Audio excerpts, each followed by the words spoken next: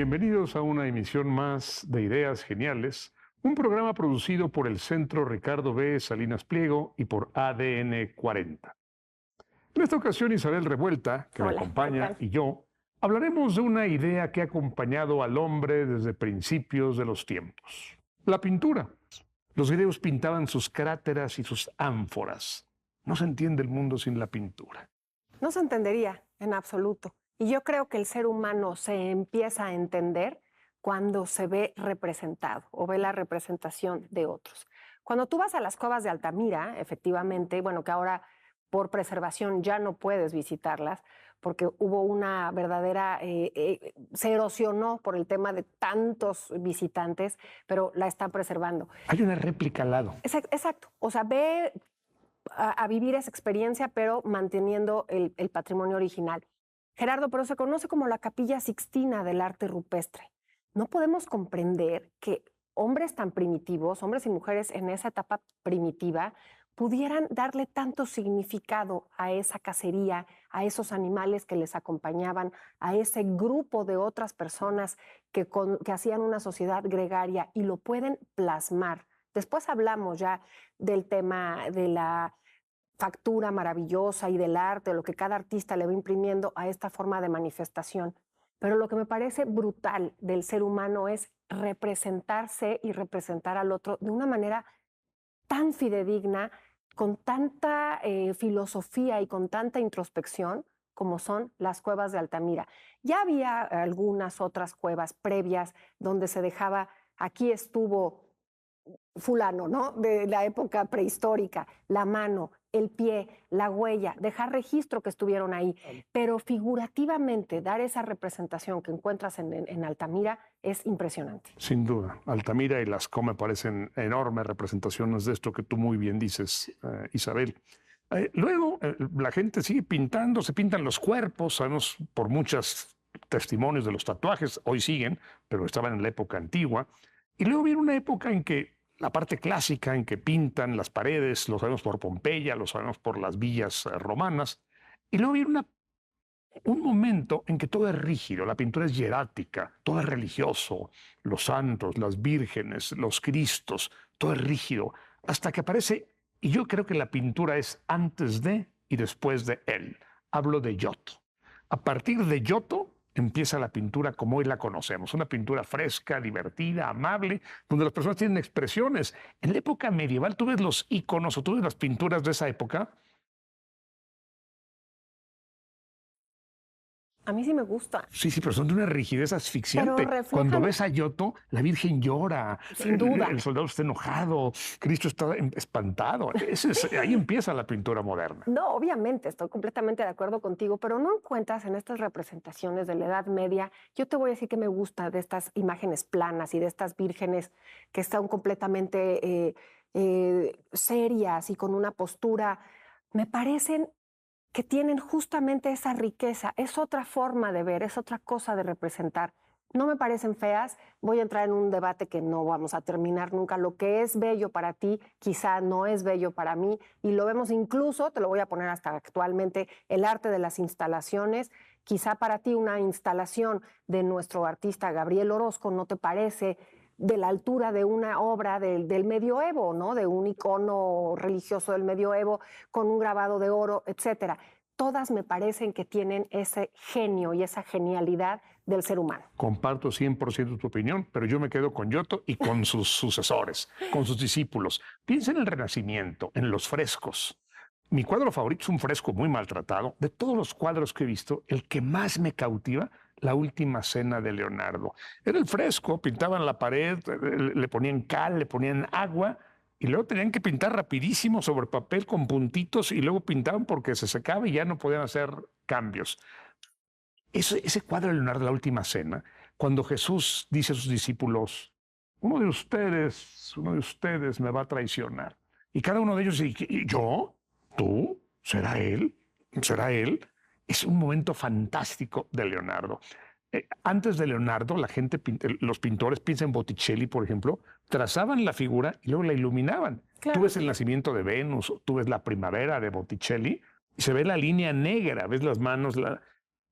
Leonardo Sí, el crea el contorno. sfumato, Claro. ya no hay contorno. Ya no hay contorno. La Mona Lisa no tiene líneas. Eso es una genialidad. Yo me quedo con eso antes con las de la época bizantina, sin menoscabo de ellas. No, por supuesto. Y ahora, el contorno, a mí me parece que, por ejemplo, tú no podrías entender la época prehispánica, no podrías entender el arte de los tlacuilos en esos códices, cuando lo más importante era el contorno. Entonces, representarse, ¿no? Representar estas figuras humanas o estas figuras de animales o de las deidades con un contorno y después iluminarlo y además en un plano, digamos, de perfil, hablan también de una cosmovisión y de una forma de entender el mundo. Por eso la pintura, eh, más allá que de este programa quiero yo decir quién es como más o mejor o un mejor pintor, me parece que todas las épocas, absolutamente todas, son ese reflejo Claro, no, absoluto. sin duda. Y entonces, bueno, Sin sí, duda. me parece que después no nada más está la maravilla de estos cuadros que tú estás hablando, los impresionistas, que no nada más quitan el contorno ni la figura, la representación de cómo lo ves en el mundo, sino ya la interpretación de este artista. Lo que hace Van Gogh, a mí me parece, por ejemplo, más revolucionario Van Gogh en la pintura que algunos otros en el Renacimiento, pero eso es muy subjetivo. ¿Qué me parece de él? Que su manera de sentir y su manera de entenderse, volvemos a las cuevas de Altamira, lo plasma en esos pincelazos y en esos colores y en lo vibrante de sus composiciones, porque así como me hablas de un Giotto vibrante, no me digas que un siglo XIX expresionista no es lo más vibrante que te puedas encontrar. Tienes toda la razón, Isabel, pero cada quien tiene sus favoritos. Claro. A mí, por ejemplo, me parece que los renacentistas, por ejemplo, piensa en Masaccio, cuando crea la perspectiva. Ya no es la figura plana que antes pensaba, no, ya tiene profundidad. La Trinidad que está en Santa María Novella, tú ves el escalón de la tumba de Adán, ves al fondo, se ve reflejado el Cristo, el Padre, el Espíritu Santo, la perspectiva en su máximo esplendor con Masaccio. Y luego vienen un montón de ideas nuevas y un montón de elementos que hacen que la pintura sea cada vez más realista. Llega un momento, dicen, en que con Rafael alcanza su máximo realismo, que después de Rafael ya no se puede pintar mejor. Y tiene que llegar el naturalismo. Y viene, por ejemplo, Caravaggio. Caravaggio, por ejemplo, pinta ya a los santos con las uñas negras, con las plantas de los pies sucias, la ropa rota. Demacrados. Otro de mis cuadros favoritos y que me encanta, está en el Louvre, es La muerte de la Virgen María, de Caravaggio. Le encargaron que pintara la muerte de la Virgen María. Él necesitaba un modelo y tardó mucho tiempo en dar el cuadro. Un día encuentran a una trabajadora sexual ahogada en el Tíber. Rápidamente compra el cadáver y pinta su cuadro. La muerte de María. Dijeron, de un realismo absoluto. Es el cuadro más fantástico que hemos visto. Están encantados. Cuando se enteraron que era una trabajadora sexual que había servido de modelo, la rechazaron. Pero ahí está el realismo, uñas negras, ropa rota, pies sucios. La técnica depuradísima y llevar a lo máximo de ese realismo. Me voy a regresar un poco, porque me gusta lo torpe, permíteme el término, y lo incluso ingenuo de este manierismo novohispano. Las grandes pinturas que durante 300 años, bueno, no todos, no los 300 porque los últimos 100 ya no, pero ese manierismo en el barroco novohispano, lo que importaba era el escorzo, la posición en que estaba, sí, todo era de temas religiosos, la vida de los santos, la vida de Jesús, de María. ¿Por qué? Porque lo que se buscaba de esa narrativa artística estaba en los muros de las iglesias. Era absolutamente vinculado la iglesia con la vida pública. Pero ese arte que se empieza a dar con un Villalpando, Cabrera, los Echave previos, los Echave Orio, toda la representación manierista que no tenía proporción. Una mano iba por acá, la pierna no es real que saliera por este lado. Me parece fascinante y único. Y ese toque único es lo que hace que sea arte y una pintura invaluable, aunque no tuviera la perfección que se tiene después. Cuando llega Rafael, decía ya, la gente decía, es que ya no se puede más. Entonces, algunos van por el naturalismo, como Caravaggio, que me encanta, y otros van por el manierismo, haciendo brazos muy largos, cuellos enormes, y eso es lo que nosotros tomamos en esa época. Somos después de Rafael, todo esto es después de Rafael. Y bueno, y en efecto, y luego viene lo que tú mencionas, viene un montón de temas y siguen explorando unos, por ejemplo, el Greco los pinta todos largos, flacos. Él quiere crear su propio manierismo y su propio rasgo en la pintura. Y luego vienen los impresionistas que tú has mencionado con todo tino. uno de mis predilectos, así como Leonardo, te puedo decir que es Monet. Me encanta Monet. Tú ves un cuadro de Monet, no tiene que pintar ojos, nariz y boca en la cara. Tú sabes que es una mujer triste o que es una mujer contenta que no tiene ni ojos, ni nariz, ni boca. El viento está volando del sombrero, ves a la niña, a la mamá y a la abuela pescando, ves las flores, se anticipa a la pintura más moderna, porque tú ves un cuadro de Monet de cerca, no ves nada, lo ves de lejos y con los píxeles dices, ah, claro, es un jardín. Claro, y la Academia de San Carlos aquí en México, cuando en Nueva España parece tan importante el que haya grandes maestros pintores, se pone una magnífica escuela, es obviamente una copia, bueno, es la réplica, digámoslo así, de la de San Fernando de Madrid, y tú empiezas a tener a estas personas importantísimas con esta escuela de pintura mexicana. Así como en digamos, en la capitanía de Guatemala, lo que resurge y es una cosa maravillosa, son sus altares y la escultura. En México, en la época virreinal, es esa pintura que a mí me gusta y que gozo tanto.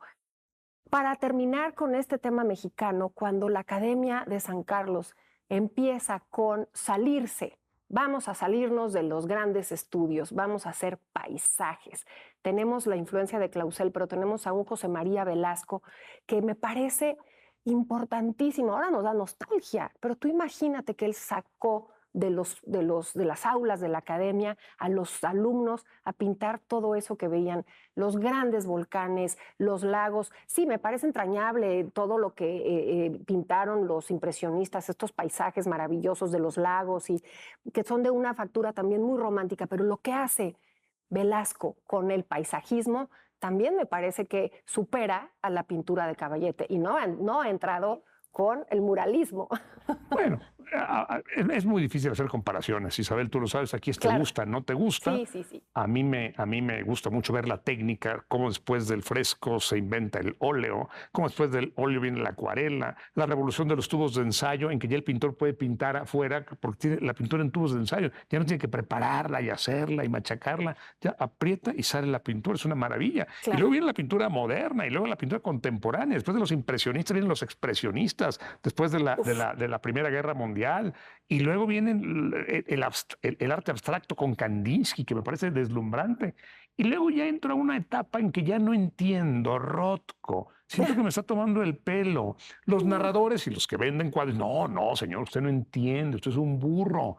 Vea el cuadro Yo creo que es lo que te rojo gusta. y negro. ¿No, Gerardo? Es lo que te gusta. Cuando lo tienes que explicar, ya no es tanto. Oye, dijiste algo que quiero hacer un énfasis, que también la pintura, por ejemplo, en México, cambió el tema económico. La grana cochinilla, este hongo que tiene el nopal y que se convierte en el pigmento rojo carmesí por excelencia, que incluso lo utilizaron los grandes maestros de la pintura, fue el segundo producto más vendido del virreinato, la riqueza de España. Primero era la plata y luego la grana cochinilla. Esos rojos intensos, se nos acaba el tiempo. Se nos acaba el tiempo y no alcanzaría para hablar incluso de los precios de los cuadros, de la pintura. Y de las subastas actuales y del mercado del arte. Uf. Gerardo, el muralismo en México, también una narrativa, sacar de nuevo a los muros eso que se quería decir de un Estado postrevolucionario a través de la pintura. Nos daría para un programa completo o para muchos programas, pero como tú lo has dicho, se ha terminado el tiempo, Isabel.